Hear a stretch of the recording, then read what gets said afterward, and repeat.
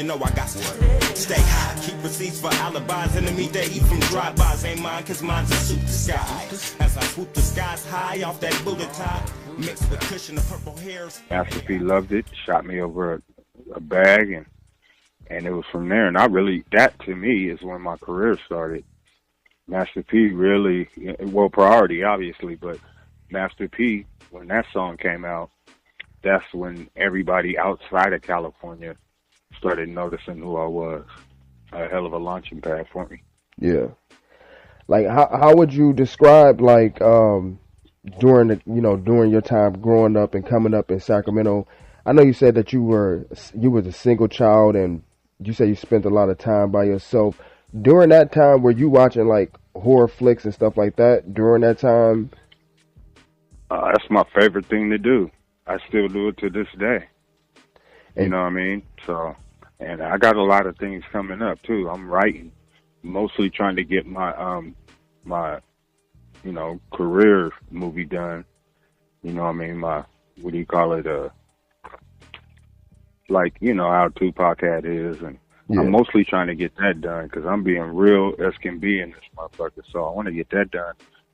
But I'm writing a movie called Hannibal Lecter too. It's a horror flick, but I do that and grew up to Twilight Zone and Texas Chainsaw Massacre and stuff like that. I got a lot of plans. I'm just not trying to rush any of it.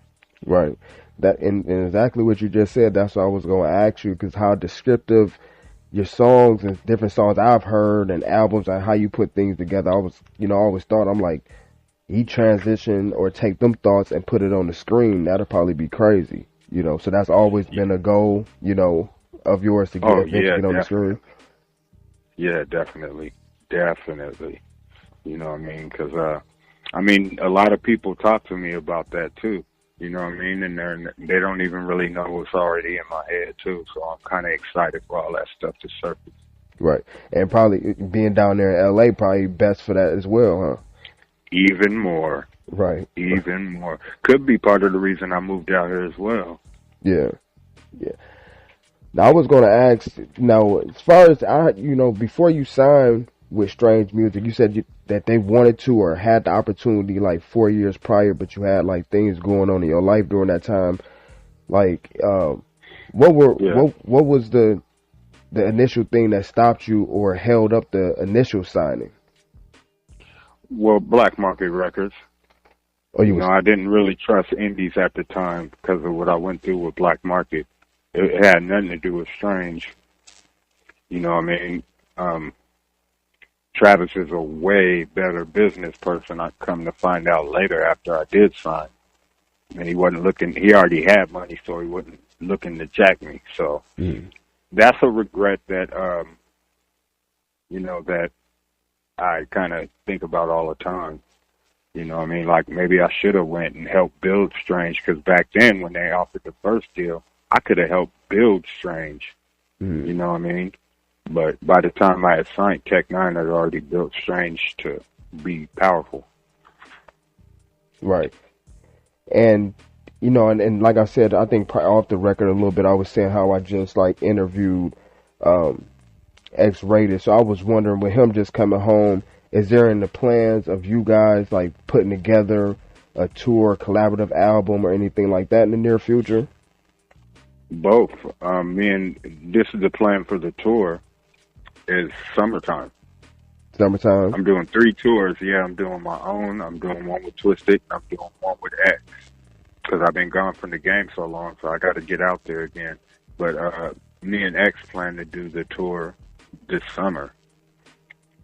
And me and Twisted Insane, and then me by myself. Yeah. Now, of course, being from Sacramento, how do you feel about like the music scene and everything that's going on right now?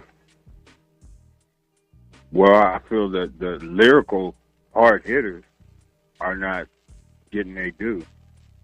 Cause like Seaway Music, them boys got spitters over there. You know what I mean? And Mozzy doing this thing to hold the town up. That's why I'm hoping my boys come through and get their shit out there. You know what I mean? Because Mozzy's holding it down. It's been a long time, and he's still holding it down. Them niggas better go while it's hot, while Mozzy got it hot. Right. And that was, and it's good. It's good. I'm actually glad to hear you say that, because when I asked that too, he had nothing but, you know, positive things to say about, you know, that movement as well. Because I was wondering, like, from an OG perspective, do you feel the responsibility to sometimes maybe step in and try to stop some of the things that's going on, that's stopping the music from going to where it go with like certain type of artists, or do you just kind of fall back and let, you know, people do what they do, like from your hometown?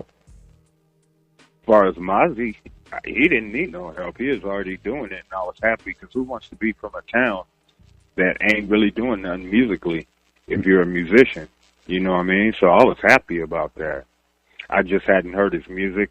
I didn't really know who he is. I just heard I heard his name a lot, and I heard what he was doing, so I started peeping some of the stuff out. And as far as I'm concerned, as long as he's keeping the town up, that's good with me. Right. It shines light on just Sacramento as a whole to open the door for other people. Yeah, and it wasn't just a couple of people coming out from there and then dying down. Right, holding that torch for a while. Now, yeah. I wanted to go back a little bit, because I was born in '81, and I think I got on, and I got onto your music and had to go back, but I got on to like One More Pound of Smoke Around the Loaded album. You know what I mean? And I know, you know, like a lot of, I'm talking about a large discography of different albums. I always wondered, like, I know you guys are kind of from the same area, you and C-Bo, but like, how was that process of you and him coming together to do the Blocc Movement? Well, this was at a time where Dave Weiner had left Priority Records and started his own with a guy that who actually helped put that Blocc Movement record out. And at the time, Tech had got a deal at the same time. That's how me and Tech ended up linking up. Well, we met each other, and he came to one of my shows. And we met then, but then later on, when Dave Weiner started that label, we both got it. Me and him was the main artist, first got a deal. And me and C-Bo had been talking about doing an album together, like all artists do. Let's get one in. You know what I mean? And he said, man, well, I got a deal that's probably going to be in the making with this label that Dave Weiner from Priority is starting with a partner of his. And he was like, let's do it. And they shot us a bag each. And we knocked it out, except for C-Bo. He got locked up, and I had to finish up the album by myself. But the album, it was a good album. Yeah, definitely, because that's one of the things that definitely stood out to me. That's why, you know, I always wondered, like, how did you, because of course, back during that time, me growing up, you know, things now, the world is smaller, so and more information is out there to know, okay, one person's from this area, and one person's like, I wouldn't say down the street, but it's close. Back then, you hearing the two names, you're not knowing how close they are to really put something together. And, you know, it's always been to really see how, you know, a question I like to always ask artists is like, what's the best advice that you have ever gotten in your life, you know, that you still apply to this day that help you maneuver to things? Work hard and always write and always, consider your craft is the best thing going for you. Pay attention to that more than anything. You know what I mean? Because a lot of people used to, when we grew up, they said, this ain't no job. You know what I mean? I always keep that in mind. It's my job, for real. This is how I live. This is how I eat. You know what I mean? So I think to this day that applies. You know, I treat it like my job. I don't treat it like a hobby or anything like that.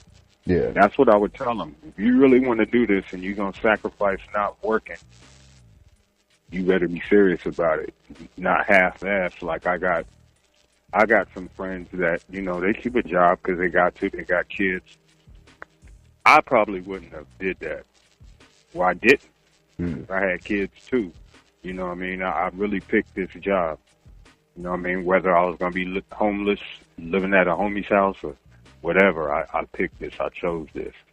You know what I mean? Because it's hard to make it if you half-ass doing one thing and having to work and do all that. It's going to be harder. Not saying it won't happen, but it will be harder. Yeah. And did you have harder to tour? All that touring, all that is so hard. Did you have kids like kind of early off in your career, or? Yeah, I had my first kid when I was 20. Mm. Yeah. So how was that during that time, balancing it? You know. Well, it wasn't hard for me because, you know, that side of the family kind of kept my kids away. So I wasn't able to raise the two that I have with them. I have 4 kids, and 2 back then with that family, and then 2 with another family. So, I mean, they, in a sense, gave me more time to do music. I don't know if that was their intentions, but since they kept them away, I just focused on my music. Yeah. Yeah. And my daughter actually is a rapper from that family, and she's good too. Would you ever, do she got similar type of style? Would you ever work with her, or would you just kind of let her do what she do and kind of mold her from a distance?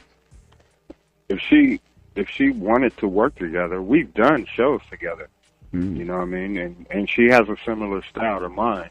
It's just she doesn't do the rip gut stuff. But I mean, as far as her voice and her flow, it's pretty much like mine. So I didn't really have to mold her. Actually, it was shocking because she came and showed me a song. That she's in a group. And she came and showed me a song, and I was like, "Whoa, where did you get this from?" Yeah. She said, "Dad, you know." So that was a good deal right there. Yeah, that got to be dope. And of course, I know people have asked this question before, but for me, I wanted to know. I know you said like on your bucket list, or not even bucket list, you says you wanted to knock out things with like Eminem and different artists like that. Would you try to, if it, like in a perfect world, if you was doing a collab with like 2 features, who would that song be with? Eminem and Crooked I. Because of the type of flows, how the rapid fire, the gas.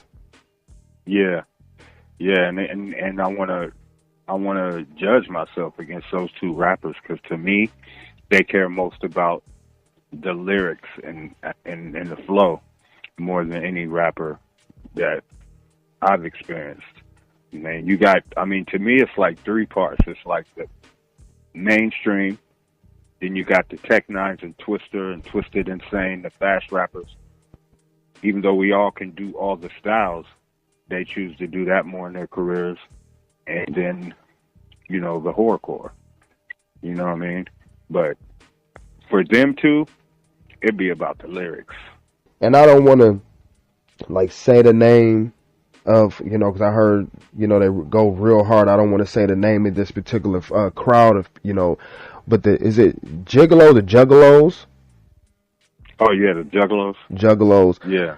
Like, how was that experience of that particular type of, fan base when you're going out touring? Like, what's some of the crazy experiences, or like, how would you describe, like, connecting with that group?